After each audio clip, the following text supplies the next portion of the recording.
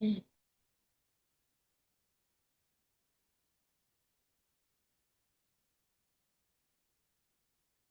can I start my presentation? Yes, ma'am. Yes. Okay. Honorable Chair, distinguished delegates, and all the participants present here. And it's my privilege to address this distinguished gathering on such a topic that remains very fundamental to human civilization, and it's also my research area, that is marriage.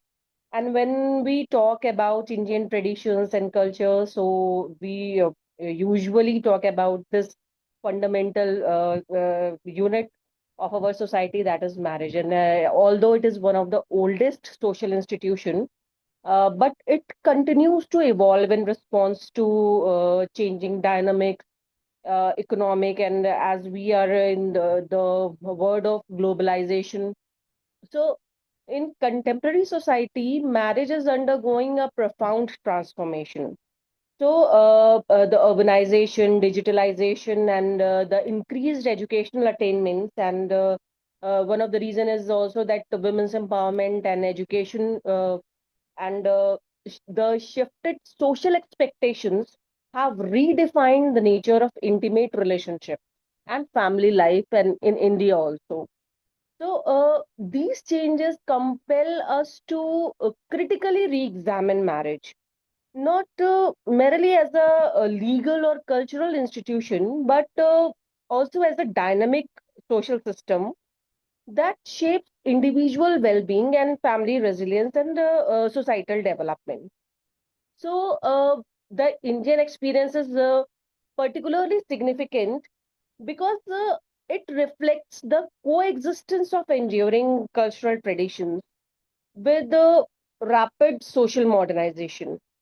While the values of commitment, family solidarity, and social responsibilities, they always continue to remain uh, very central, and it's emerging from the aspirations of for equality, autonomy, and emotional fulfillment.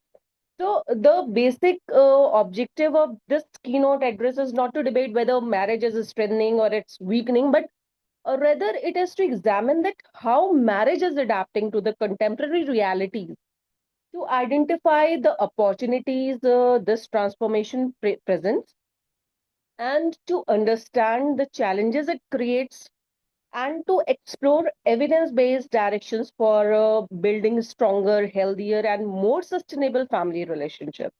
And I hope that this discussion contributes to a deeper understanding of marriage as an evolving institution and encourages meaningful dialogue among all of us. So, marriage has been recognized as, can you please change the slide?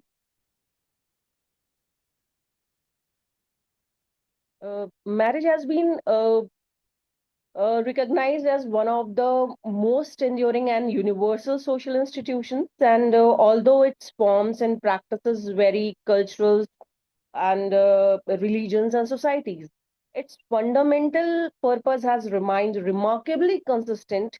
That is to provide a framework for companionship, family formation, and continuity and human development. And from a sociological perspective, marriage is far more than a legal or a ceremonial union, and it is multi-dimensional institution that encompass emotional, psychological, economic, cultural, and various dimension that also includes the ethical dimensions. So, as highlighted on this slide, that marriage serves as the foundation of family, and it influences child development. It promotes social cohesion and contributes significantly to individual well-being and community stability. So, however, this institution itself has endured and its nature is undergoing profound transformation. So, the emphasis is gradually shifting from traditional role-based relationship towards partnership, and that is characterized by more equality, mutual respect, and shared responsibilities and emotional fulfillment.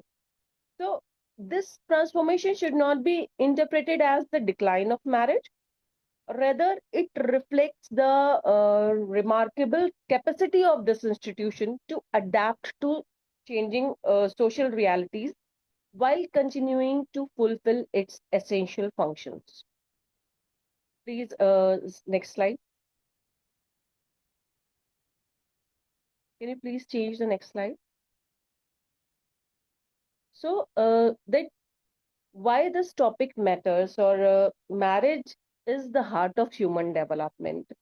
That uh, according to United Nations, that nearly 8 billion people live within family systems across the world, making marriage and family among the most influential social institutions that shape human life. Then the Pew Research Center reports that approximately half of the world adult population is married, while UNICEF in 2023 estimates that nearly 1.9 billion children are growing up in married parental households. Furthermore, the World Health Organization highlights that individuals in stable and supportive marriages are two to three times more likely to report better psychological well-being and life satisfaction. So these figures clearly demonstrate that marriage is far more than a private relationship, and it is a social institution with profound implication of health, education, and one of the very important, that is child rearing and development, economic productivity, and then that finally leads to one of our goal, that is community stability. So a substantial body of interdisciplinary research shows that strong, equitable, and supportive marriages, that they create resilient families, and in turn they contribute to stronger societies. And marriage therefore intersects with several sustainable development goals also. That includes SDG 3, that is including the good health and well-being, and SDG 5, that is representing the gender equality, SDG 10 of reduced inequality, and SDG 16 that pertaining to peace, justice, and strong institutions. So, therefore, rethinking marriage is not about questioning its relevance, but it is about understanding how this enduring institution can continue to promote individual well being, strengthening families, and contribute to sustainable social development in an increasingly complex world. So, to understand the present, we must appreciate the journey of marriage through history. So, the it can be divided in the pre-industrial societies, and then the post-industrial era, and the today of digital and globalized era. That we all are seen that the marriage is the digital and globalized era marriage is shaped by technological innovation. We all are facing challenges. So globalization and our changing aspirations, and the delayed marriage system, and we have diversified family structures, as the family is also undergoing many changes. So these historical shifts also influence the contemporary expectations. So young adults increasingly seek personal growth alongside the family life. So gender roles are also becoming more digital friendly, technologically, and more self-centered. That's the way that the relationship are also being very much transformed, and their beginning and development is that the greater emphasis is being placed on the emotional stability, the mental well-being, and the relationship quality also. So despite of these challenges, the fundamental values of marriage, like commitment, trust, companionship, and mutual, they remain the same. But still, it's relevant to study that how marriage, the institution of marriage is adapting to meet the needs and aspirations of this contemporary world. So, when we are talking about India, then in the words of a very famous Nobel laureate, Professor Amartya Sen, he observes and he says that India is not just changing; it is negotiating between tradition and modernity. So, continuity and choice. So, this observation perfectly captures the contemporary Indian experience. So, India provides, you know, India provides a unique lens through which we can understand marriage because it is characterized by extraordinary diversity. When we are talking about the religion, state-wise, language, ethnicity, culture, traditions, legal perspectives, so many things are there in Indian marriages. So, despite of this diversity, marriage continues to occupy a central place in family life and social identity in India. So, the data is also here that according to the National Family Health Survey, the median age at first marriage is around 23.3 years for women and 26.6 years for men. So it reflects a gradual increase over the previous decades. As still we are facing the child marriages, but still it has increased over the previous decade. So the survey also reportedly continued that there is a decline in child marriage, and uh, that is considered at the before the age of 18 years. So at the same time, evidence points to a gradual rise in love marriages are there in India, live-in relationships are there, and now we are looking for the economic participation from both the sexes also. So, therefore, the Indian experience demonstrate that marriage is not about abandoning its cultural foundations, but it's involving to accommodate the changing social reality. So, there are emerging opportunities also that every period of social transformation also creates an opportunity. So, the first opportunity lies that in the emergence of a strong partnership where marriage is increasingly built on companionship. So there are not only traditional role expectations alone. Secondly, the growing emphasis of gender equality and women entrepreneurship is there, women empowerment is there. So it fosters more balanced relationship. So greater participation of women in education, employment, and decision making has encouraged the sheer responsibility. And next is that there is a increased recognition of conscious parenting right now. So parents today they are placing greater importance on the children's emotional well-being, positive parenting practices, and they in creating and nurturing home environments that support healthy development. We also talk about the sustainable parenting and nurturing childhood as per for the sustainable development. So that and another significant opportunity is that greater access to knowledge and professional resources are there. Digital platforms are there. Relationship education is becoming more available. The availability of the counseling services and mental health awareness campaigns are also being made. So society is becoming more accepting of diverse and inclusive family experiences and encouraging respect for individual choices while promoting social inclusion and dignity. So we have to understand that how we can use today's reality to create a meaningful solution. That as we celebrate the opportunities emerging in contemporary marriage, we must also acknowledge that every period of social transformation begins its own set of challenges. So, in the words of the Suey Johnson, that he's a renowned relationship researcher. So he said that the greatest challenge in any relationship is to stay connected despite the changes around us. So if we take the our example, we can take all of us can take the example. So the greatest challenge in today's world in marital situation or in any relationship is to stay connected.